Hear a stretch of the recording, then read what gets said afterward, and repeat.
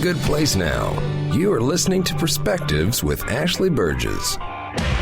Welcome back live to Live Your True Life, the Celebrity Perspective, and I'm your host, Ashley Burgess. You know, tonight we have a really amazing person that's come on to the Celebrity Perspective, somebody that I consider... you think about those people that are not only like the bedrock of what we feel is Hollywood, but not only that, is somebody that really has stayed true to themselves, has equipped themselves with some amazing awards and amazing things that they've done throughout their entire life. Ed Asner joins the Celebrity Perspective. He was the previous president of SAG, best known recently as the voice of Carl Fredricksen in the Pixar Up movie, winner of 7 Primetime Emmy Awards. And Ed continues to do this one-man show, A Man and His Prostate, which I want to hear more about here, written by Ed Weinsberger, and shooting a documentary, Titanic, amongst other amazing projects. Mr. Asner, Ed, thank you so much for joining the Celebrity Perspective. How are you doing this evening? Presto, whammo. I'm doing all right, honey. How are you? I'm doing amazing. It's wonderful to have you on. Well, it's good to be on. I love myself. Most of the time I do anyway. I think I love myself.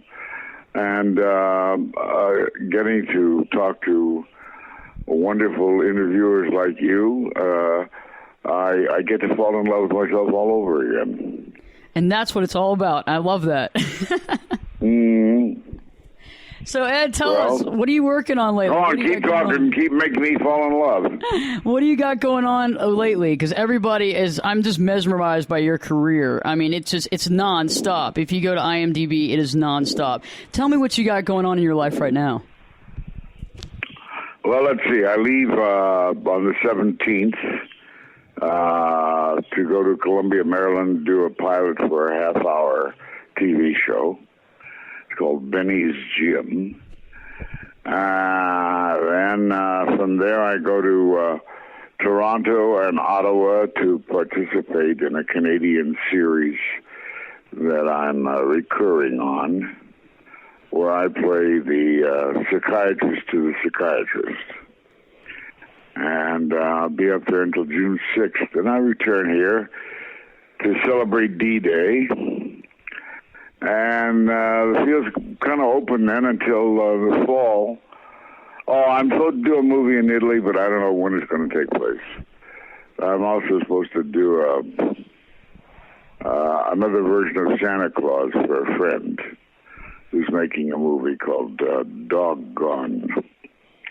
So let's see. Then come the fall, we'll be doing about a week of Man and His Prostate in Chicago,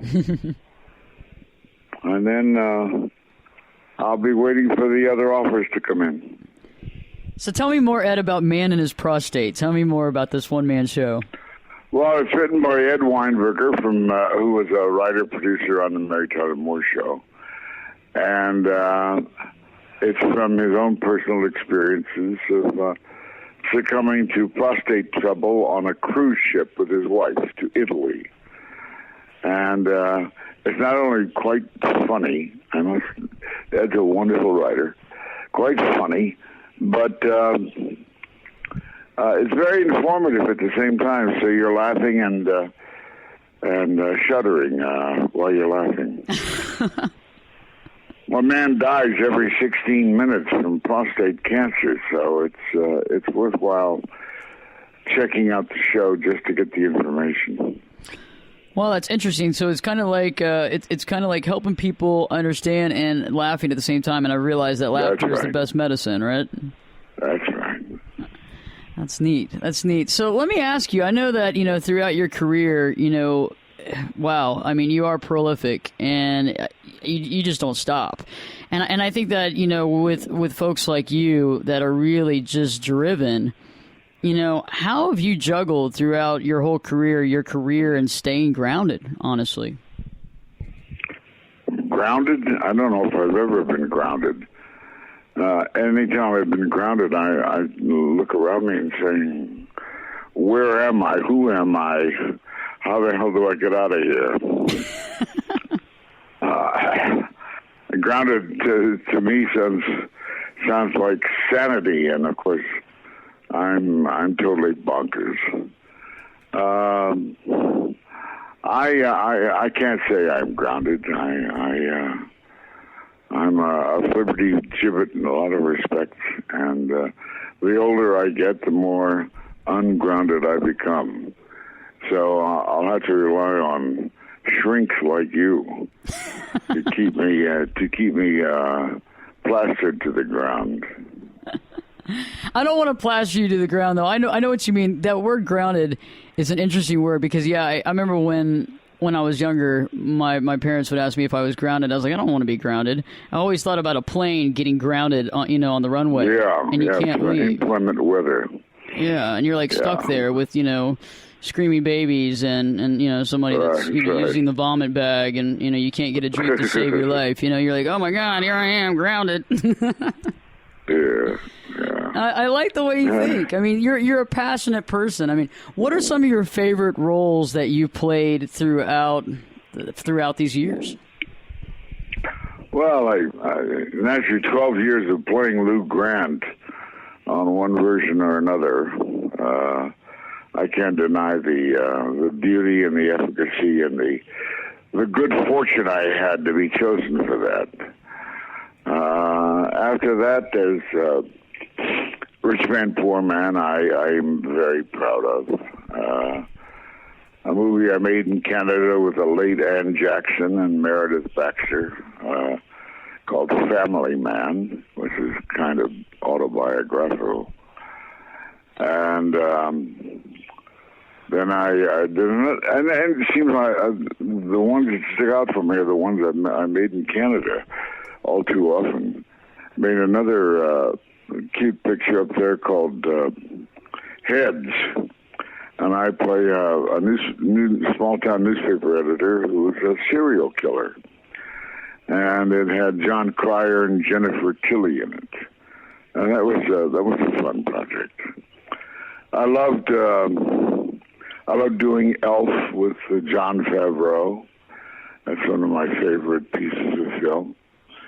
And naturally, Up meant a lot to me. I can go on and on and on, You're allowed to. This is a show about you. I mean, that's the key because everybody wants. No, but we got to stay grounded. I am going to hand out some peanuts and pretzels if you're allergic to peanuts here as I walk around the cabin if we're grounded. I got a boarding house reach, but it ain't that long. You'll have to airmail them. Exactly. I'll send them overnight. I'll overnight and FedEx them to you. All right. Yeah, Dallas is a little far from where you are. It's interesting. It's like you think about life, and it's like a lot of shows and movies that I've seen you in or heard your voice, and yeah, definitely Elf for sure. I mean, it really is quintessential, and that's one thing is that your voice. It's funny because I have a dog named Buddy, a miniature bull terrier, and we were talking about this earlier. Ed, we named him Buddy after Buddy the Elf. Oh, really? Yeah, from the movie. Oh, for God's sake. What good fortune that is. We love Buddy. May you have as much joy from your puppy, I guess you do since he's over 4 years old, as I got from working with Will Ferrell on that movie. He was priceless. He was just priceless. That's cool. And inspiring. Yeah, y'all were amazing in that film, and it's one of those films that you watch. I watch it not only during Christmas, I watch it throughout the year, but it is just it really is the quintessential Christmas film now, and I think everybody really, because it's so good for any age, and it really does still grab your heartstrings, and it gives a tear. I mean, I cry at it every single time I watch it. It unifies us. That's the wonderful thing about it. It unifies us, and it gets us away from that treacly Edmund Gwenn Miracle on 34th Street. I found too treacly. Yeah, what was up with all that? I mean, it was okay at the time, I guess, but you're right. It wasn't a very unifying film. This film does unify. I mean, I don't know anybody that doesn't like the film. Yeah. It's a good way to meet Santa. And Buddy the Elf, of course, will warm our hearts forever. He's a fantastic performer. I haven't met him, but I look forward to interviewing him as well. But it's always interesting, the people that have that dedication. And one of the things that I know my listeners do want to know is what keeps you motivated day to day? Sex. Perfect. Mm-hmm. Cool. I keep saying to myself, this may be the day. This might be the one. It's a great lodestar, you know what I mean? Oh, yeah. It magnetizes, and I'm drawn to it constantly. And it's like, what are the other things in fable or whatever that you strive to reach and never attain your goal? What comes to mind? When you strive to achieve and never reach? Yeah. The things that are right out of reach, you mean, or? Yeah, the temptation is always just out of reach, almost to grab onto. Well, that's the way sex is for me right now. Yes. Come on. It's right out of reach. Solve my quest. I will help you. I will help Put you. That in Asner. the Federal Express with the cookies. The cookies, the pretzels, and the sex. Well, yeah. I might need a bigger envelope, though. No. I've got Donald Trump hands. That's awesome. I love that. It's true though. Something has to motivate all of us. I was doing a motivational video the other day for some folks, and I said honestly, one of the things that motivates me is the thought of donuts in the morning. Donuts in the morning? I'm not a cop. I'm not either. No, because I'm a fat boy. Since I'm a fat boy, I say, oh no. Donuts shall never pass my lips. No. No. Something healthy like a waffle or pancakes. Now you're talking. Pancakes are good. I like something legitimate. A legitimate breakfast.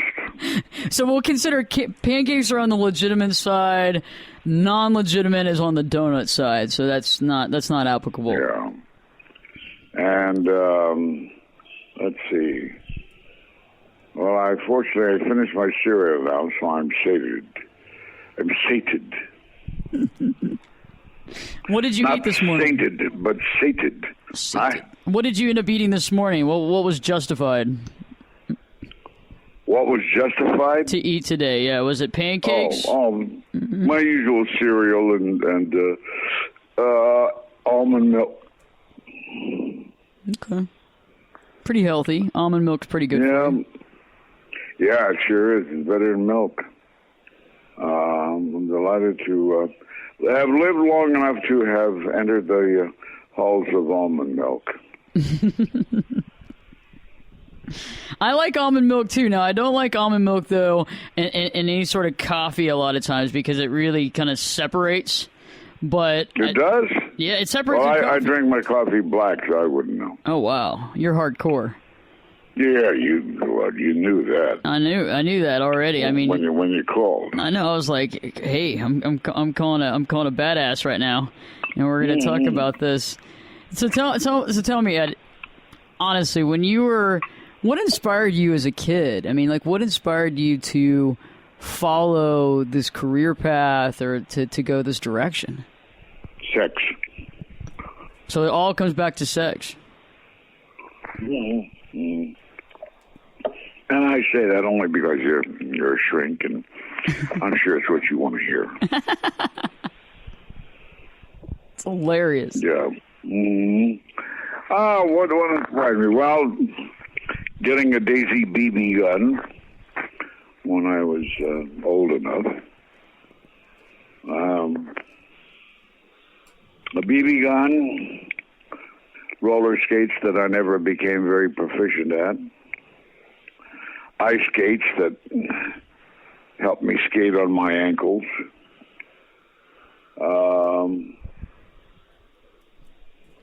Books, I always loved books. I treasure books. I still do. And may we never get away from them. I agree about reading. I'm a big reader. I've written 3 books of my own, and it's interesting. Have you really? Yeah. Have they got pictures? One has pictures. Okay. But the others don't. Then that's the one I'll read. I'll send that to you if you want to read it. One does have pictures and the others don't. But, yeah, I love pictures. But I do feel like folks are kind of getting away from reading. Oftentimes, I was reading a book on the flight a couple of days ago, and I looked around, and the only thing that I saw people reading as far as reading material was like Us Weekly. Yeah. I was like, oh, God. It is what it is, but, it's not a lot of reading material. And I've always wanted to learn. I always had that desire to learn more, to, get more knowledge, I don't know. Well, and the communication systems used with electronics nowadays, the short-term abbreviated type of discussions that people are having, I'm sure that the language has been set back hundreds of years.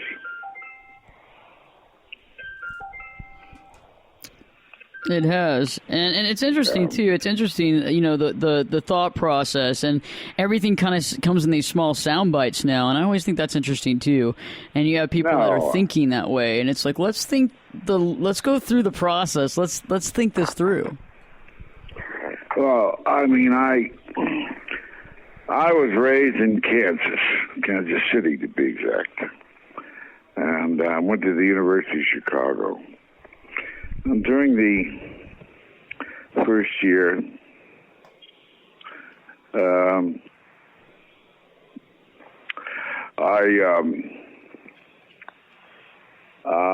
in Humanities 2, one of our assignments was to read The Brothers Karamazov. I had never read Dostoevsky. So I read this 1,000-page novel, and I thrilled as I read it. It was so rich and wonderful. And the characters were rich and wonderful. I mean, my God, I was a pig in heaven. I loved it. And I loved reading before, and that certainly didn't kill my joy of reading. That's awesome. Yeah. Is that one of your favorite novels of all times, or is there others? Yeah, it is. We recently lost a pretty good novelist. What the hell was his name? Jim.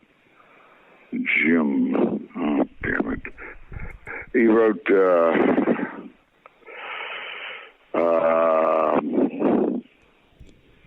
what was it? The main movie out of The River Runs Through It. Oh, A River Runs Through It? Yeah. I can't remember his name. Was it, Legends of the Fall? Was it Jim Harrison? That's it. He's a beautiful writer. Oh, yeah, he died on set. Yeah, he died a few days ago. Yeah. Yeah. It's a pity. Yeah, he was good. Yeah.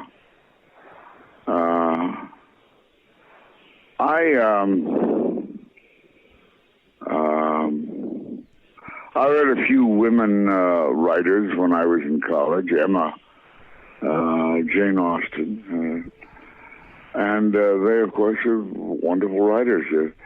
I can't tell the difference, but I don't find many women falling across my path in terms of literature. That's interesting. It's interesting to find it too, what you love to read, and I love reading about. I'm a historian. I love to read about history. Different civilizations. That's my love of history. I think is responsible for my finally becoming an actor. Really? I think they blend and match and feed each other. I think history is drama. Yeah. Much more than math.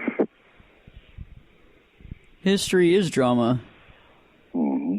I've always loved to learn about different cultures and history and, just all kinds of interesting stuff. The reason why things were built and civilizations, and it's always eye-opening. We're still actually nothing but slightly cleaned up cavemen. You're not a caveman, of course. You're a cave woman. Exactly. But we're hardly out of the cave, and some of the behavior going on in the world now, it's like we lost the rules and regulations of the cave. I agree. I hope that we look back at some of these times, especially some things that are happening right now. And I hope, because I believe in the process, and I believe that, you have to go through series of dark before maybe you see series of light. And I think that eventually we'll look back at some of the craziest times of our culture happening right now. And maybe we can look back at it and kind of laugh eventually. But I do agree with you. It's kind of like the allegory of the cave. We are kind of still there to some degree. Yeah.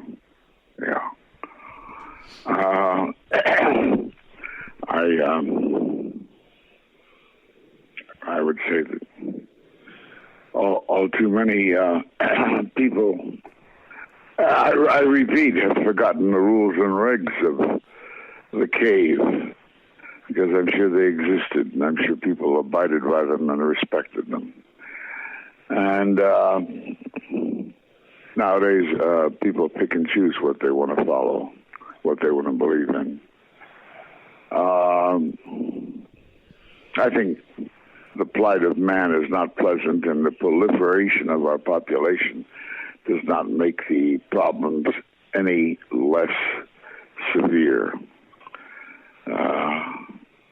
We're overpopulated. We're killing surrounding life on the planet right and left. And I long for a purity by mankind that I don't think exists. It's interesting you said that, because I feel that way. It's, honestly, for a while I got rid of TV, and not that I don't, watch movies and have Apple TV and that kind of sort of thing. I'm not completely, in a box. However, one of the reasons I just got so tired of it is that, it just seems like the news is just, predicating stuff that it's not that important. I mean, the idea of having clean water and the concept of the Earth's status and what we're doing to Mother Earth is just like, they don't even talk about that stuff. That's the stuff that matters, and I don't know. I get to that point where I do agree that there's a purity of the human condition, but, I feel like a lot of stuff gets lost in the shuffle, and it's hard to get through a noisy culture. Yeah. Well, we're going to reach a point where we're going to be standing as if it were a bombed-out city. We're going to look around at the wreckage of Mother Earth and its inhabitants and say, my God. And we'll probably still be asking what's going to happen to us, when the question should be, what did we do to them? So let me ask you a question, because this is something that I deal with on a daily basis, Ed. I get up in the morning, people get all concerted in the centering of self, and I wake up in the morning and I feel, and I believe in the goodness of people, and I believe, I respect Mother Earth, and I believe in the things that a lot of people can't see. But it's like, how do you motivate yourself, knowing that things are kind of chaotic? How do you motivate yourself on a daily basis to kind of deal with that? Well, I guess the first principle or the first step is do no harm. If we can guide and conduct ourselves in such a way, maybe we'll be freer to blow the whistle on somebody else who is doing harm. And we should blow the whistle more often than we do. We should nail the spoliators while they're in the act. And maybe we'd be cleaning up the earth while we're doing that. Could you hold the noise down, please? That's right. I agree with you, and I think that oftentimes we don't do it, and I think, like, you're right. What you're saying is that if you do no harm and you're doing the right thing by others, when you do see someone that's doing the wrong thing, you can step up to the plate and say, hey, man, that's not cool. You know, there's gonna be some sort of, repercussions for this. And oftentimes, like you said, I think that people are scared because either they're not completely innocent, or they don't know what to do, or they turn a blind eye, and they would rather just kind of overlook it. And a good example, I was out at the beach a few days ago, and a puffer fish, actually just kind of came out of the water and was rolling up the sand and was going back down with the tide, and it couldn't get back in the water, and it was alive and it was gasping for air. And I turned around and I see this fisherman just standing there. And he kind of looked at me and he's like, yeah. And I was like, I got to get this fish back in the water. And it was interesting to see all the people that were around that didn't care. And so by the time, we finally got the fish, we threw the fish past enough tide that it was able to get back into the water and swim. And it's like, I'm not going to turn a blind eye to that. Yeah, it might be one fish. But to me, that was a big deal. I mean, I saved a life that morning. And I know for some people, they don't care. But for some people... Well, I take my sombrero off to you, lady. Gracias, senor. De nada, senor. See, that's the thing. It's like, and I think if everybody did those acts, no matter how small or how big, on a daily basis... I mean, I clean up the trash around my office building, and it's not like I'm asking for a Medal of Honor or anything. I'm not asking for a Medal of Honor. I'm not a martyr. But I'm saying if everybody took consistency and thought about these things and recycled and did that kind of... I mean, there's no telling what could happen. And I'm wondering if we could just get the word out there. And I think there's a lot of people out there with grassroots efforts, but... I feel like a lot of people get scared or get stressed out because they feel like they're small and their actions aren't that big, Well, if you saw, the filthy streets that we have in L.A., and you thought about all of our overcrowded prisons and jails and cells, and you said, how much better society would be served if they marched all those guys out of the cells and the prisons and stuff, under guard, of course, and then set them to do what we occasionally do with people on community service. Pick up all the crap that's on the ground, put it in the bags, load the trucks, get it out of here, take it to the incinerator, bury it, but clean up the streets, clean up the freeways, the highways, and just make it like a task force, combing the ground and making it look decent for a change. How nice. I love that idea. Well, that choice bunch of help is waiting behind those bars. And that's another thing, the whole prison reform thing. I mean, I remember back in... It sucks. Yeah. It sucks. We are the most prisoned population in the world, certainly per capita. Holy crap. We're starting to see the light at the end of the tunnel, I think, when I realize that you employ this stupid third strike and you're out bullshit. And you start to realize that the third strike being some kid or some young adult buying marijuana at that time, anyway. and getting his third strike and theoretically serving life in prison. How stupid can you get? I agree with you. I mean, I think it's amazing. Awful in an awful way. The sorts and the population that we have in prison for something as small as buying marijuana. Yeah. It's ridiculous. It's really, and you're right. And I don't think they realize. I mean, they don't do a lot of work to, not only rehabilitate, but I feel like a lot of it is just like to begin to educate. I think that oftentimes, they're seen as criminals, but it's like, oftentimes a lot of these people were never raised with a family that was there. They don't know any different. I mean, it's one thing, like we've been kind of talking about a little earlier. It's one thing to know, like the rules of the cave. It's one thing to understand that kind of stuff. It's another thing to know it and to go against it and to do the opposite. It's one thing, though, to not know it and to never been taught it and nobody there to help you, and you go to prison for something that's just absurd. Yeah. I totally agree with you. I don't know how to change it, though. I remember back in high school. I remember back in my freshman year of high school when my first debate. I was national debate person in Lincoln Douglas debate, and we had a debate on prison reform and how to do that. And the same things have been going on since I was a freshman in high school. I mean, nothing's changed, and you sit there nowadays, there's the legalization of marijuana and maybe the change on some of these rules and laws, but other than that, it's still kind of this giant that I don't know what to do with.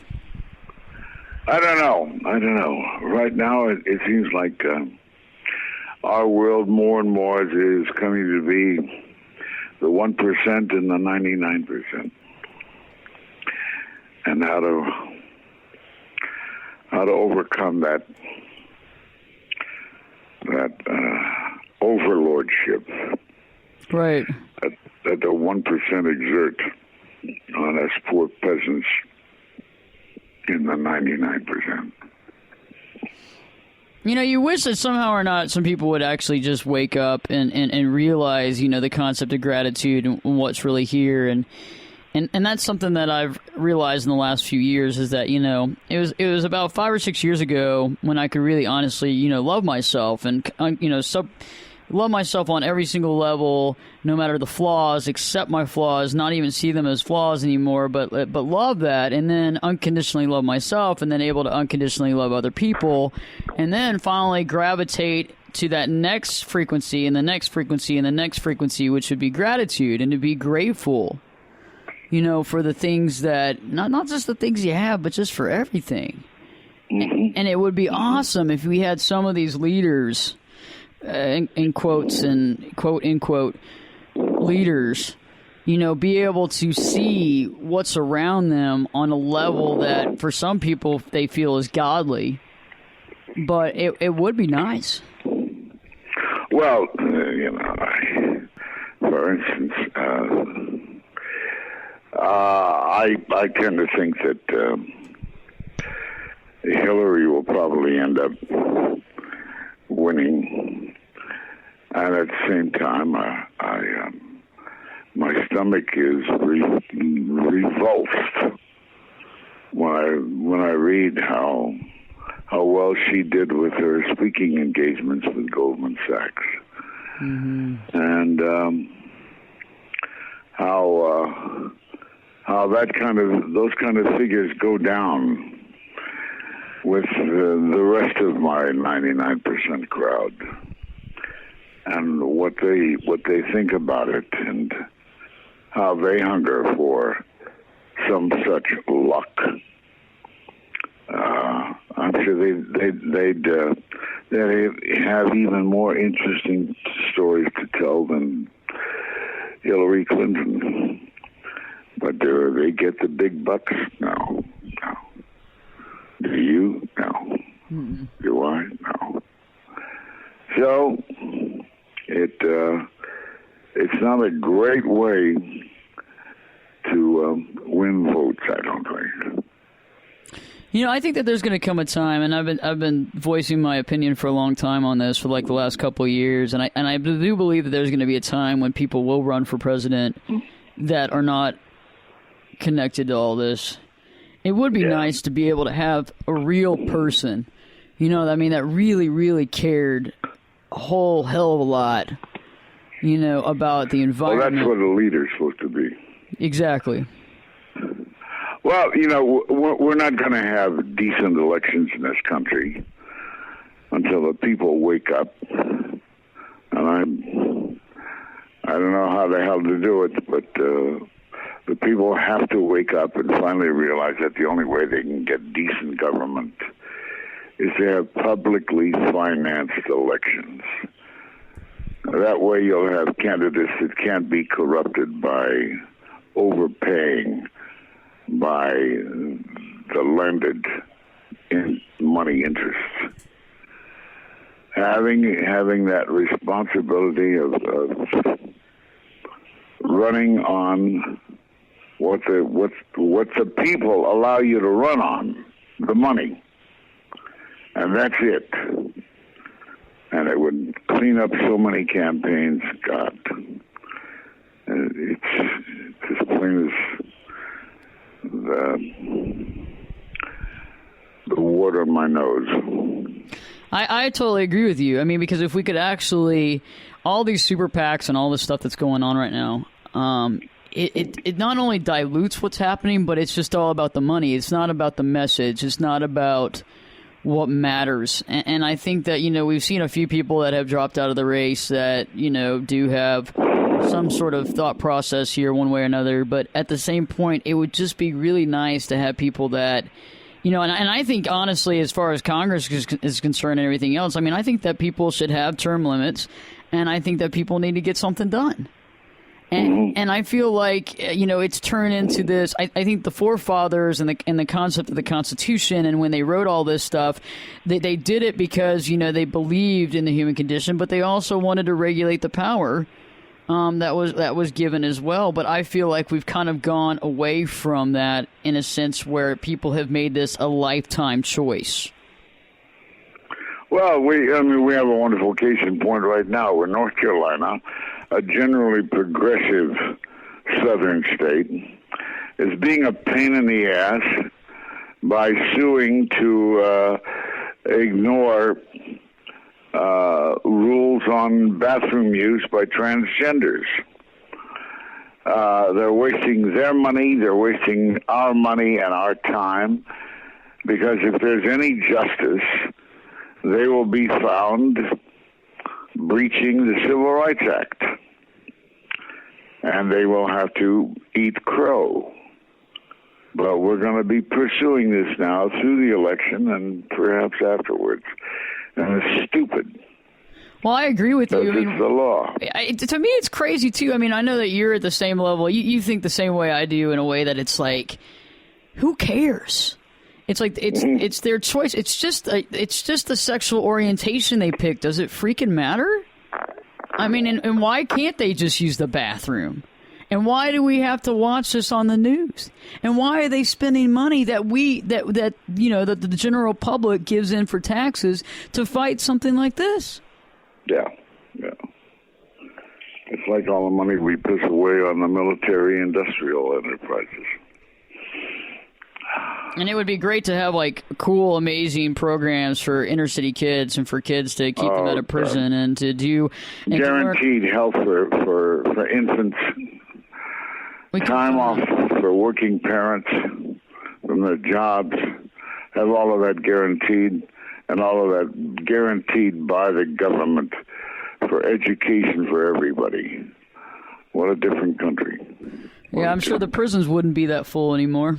No, of course not. No, people would actually be educated enough to do something.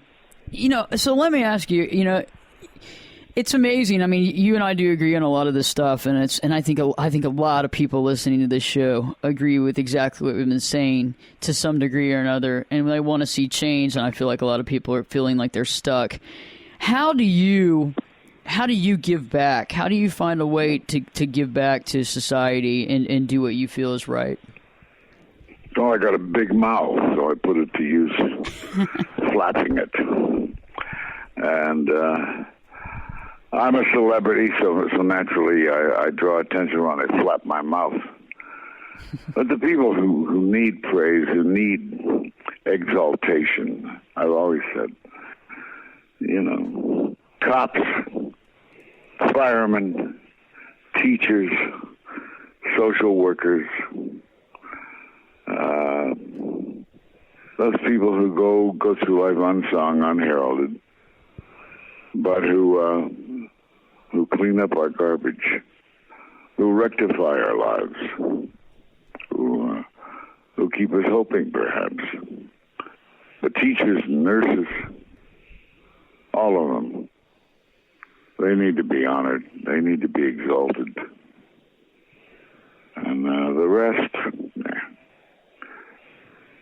are just making a buck. But all those guys, we need to have an Oscar ceremony honoring people like that.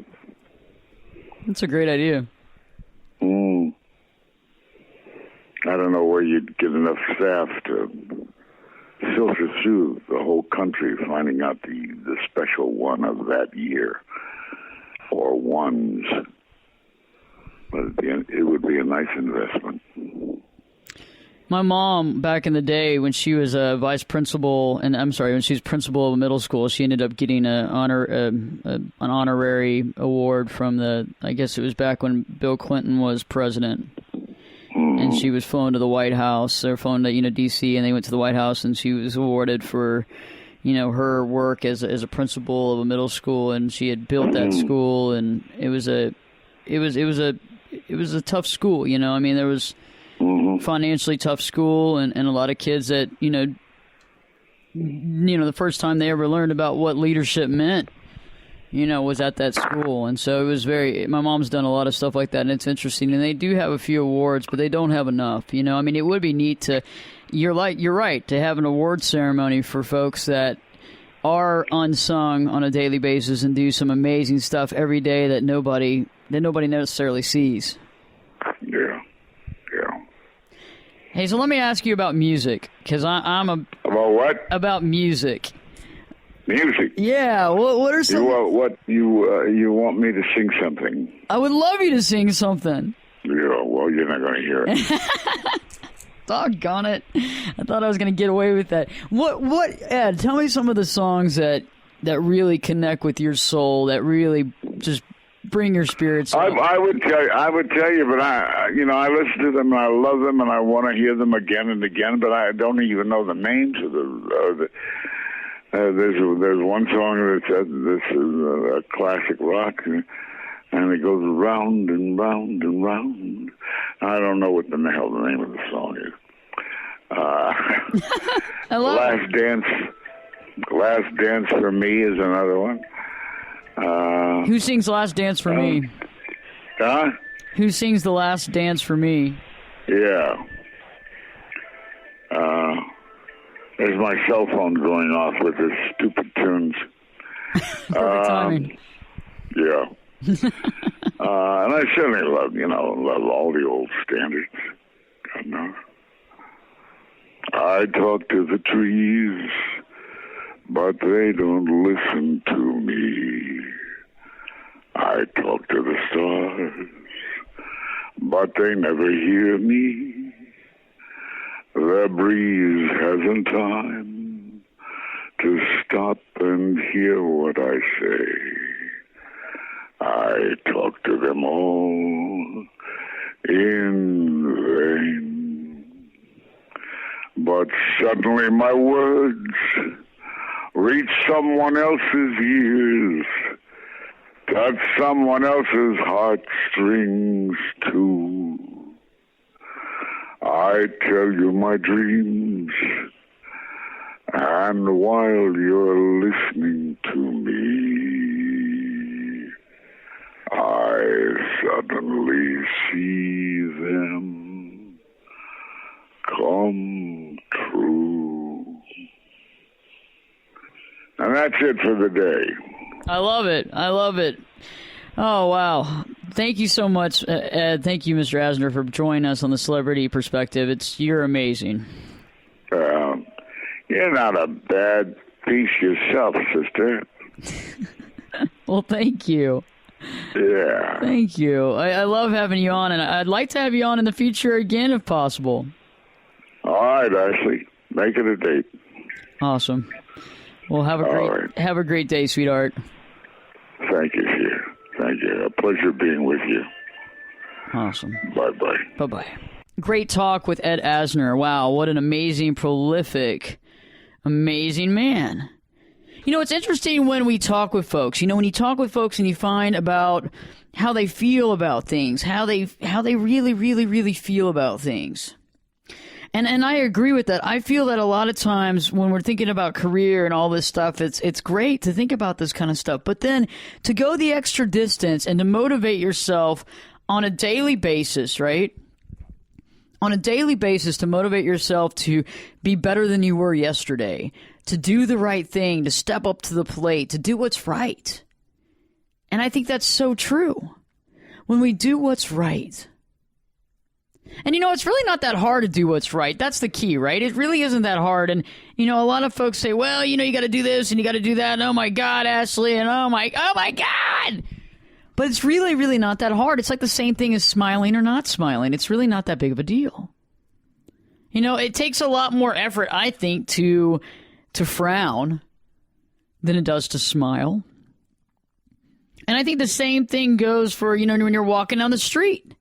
And you see some trash or you see some stuff, it seems like it takes more effort to walk around it than to pick it up and to put it away. I feel like our motivation nowadays has got to be a motivation on a higher level. And what I mean by that is it's okay to go day to day and to work on this and to work on that and to focus on your career, to focus on your family, or to focus on these responsibilities. But I think there's more to life than just that. And I know so. And you know so too. That's the key, is we all know that there's more. There's all more. Like, it's like an altruistic life. Like, what are we doing to be the best we can be? What are we doing to do the right thing? What are we doing to be that holistic, completely well-rounded individual? What are we doing to better the world around us? And what are we doing to motivate ourselves? Because I think Ed brought up a really, really good point. Think about it, is that I think often a lot of us who really believe in helping society and helping humanity and believe in people, like sometimes when we look at the news, it can be hard to get out of bed. Sometimes when we look on Facebook and we see people doing some awful things on social media or things that are just unthoughtful, whether it be to other people or animals or what have you, fires that were started on purpose, things like that, you get a little overwhelmed. And I think that you have to sit back and kind of center yourself and motivate yourself and think, okay, where and what direction do I need to go and what way do I need to keep going? And I found one thing is true, is that I found that in some situations, I want to get stuck. I want to not move. I don't know what to do next. And I realized if I can just move, if I can just keep going in the direction and realize that I am an important cog in this wheel, just like you are. We're all important. It just depends on how we look at it. It depends on how we see ourselves. If we see ourselves as important, which we are if we see ourselves as important, and I'm not saying egotistically important, I'm just saying important, then what we do is important. Okay, so what I mean is that what we do is important. So if you go around and you're doing the right thing and you're helping other people and you're contributing to society, that's important. And what I've also realized too is that the more important you become, the more other people watch you. What I mean by that is the more people watch you, they learn from you. So you become a teacher of various sorts. You become a teacher in our society, even if you are not labeled a teacher. You're a teacher. You're an educator. You're a creator. You're a maker. You're a being. You're being you. You're creating an amazing life, and you're doing what's right. And I can't tell you how many countless times I've gone to help something, whether an animal in the middle of the street that has no leash and is running around and scared, and I've jumped. I've had it before where there's nothing else you can do but basically jump on the dog to stop them from running into the street.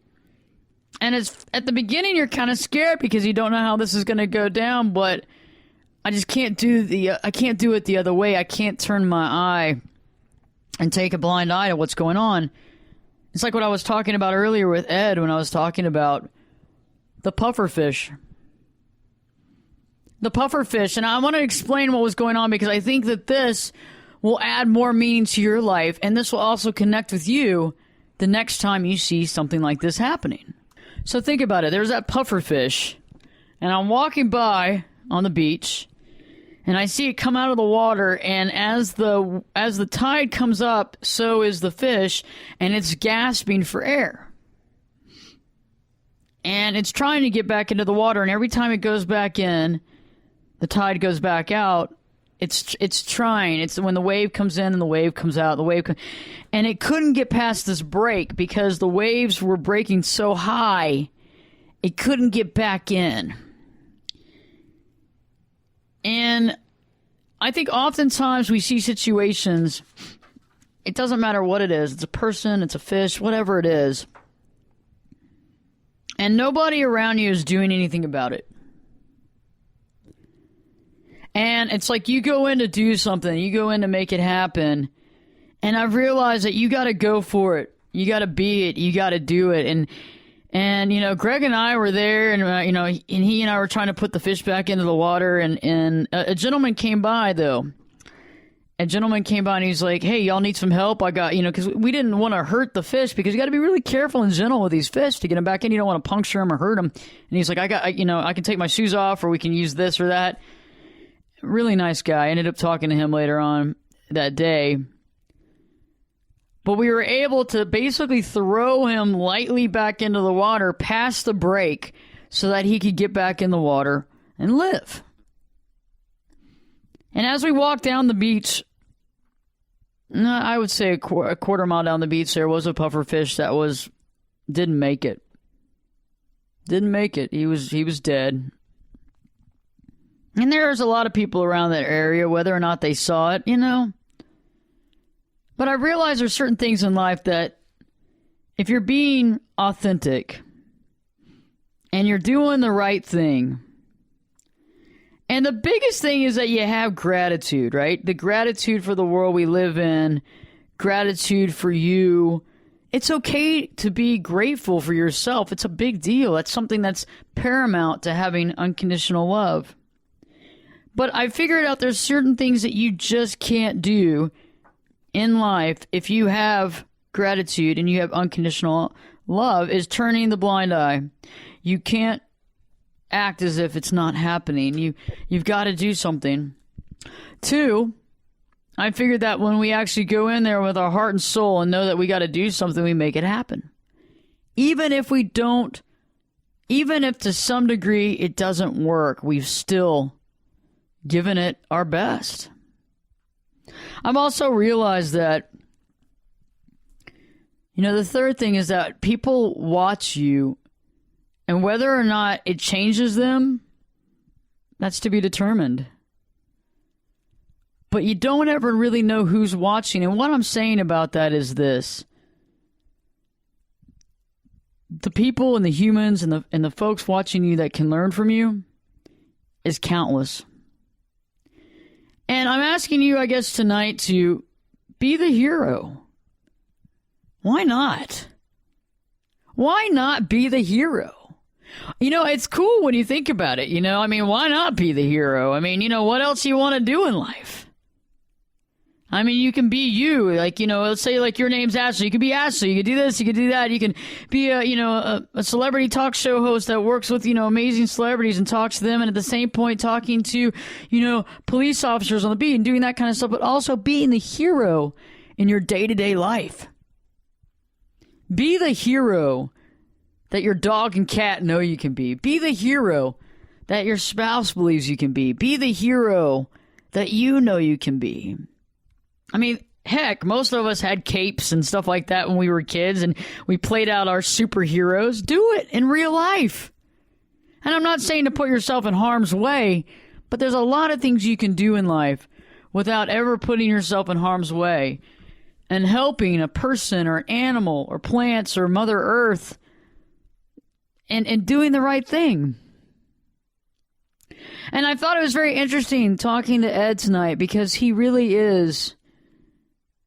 He really just loves, and he's so passionate, and he wants to help everybody. And I think if we can harness that and all of us go to the best of our ability to do what's right, it's going to be a pretty amazing world. And I believe that we might be going through some rough patches right now. Things will be changing. And I think the more that we believe in the process, and the more that we realize that we learn from all kinds of different situations, the more that we're going to feel good about where we're heading. But the most important thing is being grateful for the now. Being in the present moment, accepting ourselves, unconditional love for ourselves, understanding that.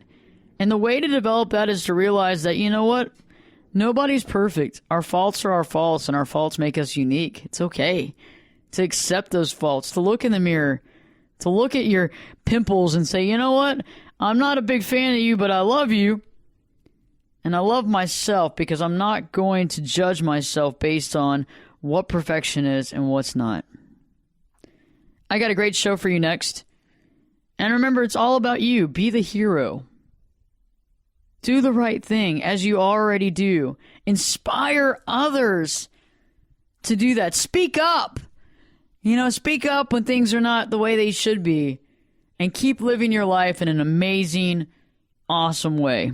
Check out AshleyBurgess.com, AshleyBurgess.com. Check out the redo of the site. We just got a facelift. Woohoo! Check us out on iHeart, Spreaker, Stitcher, Google Play, stations all around the country. Got a great episode for you next. Live Your True Life, The Celebrity Perspective will be back this time, and we'll be back this time in 3 shakes.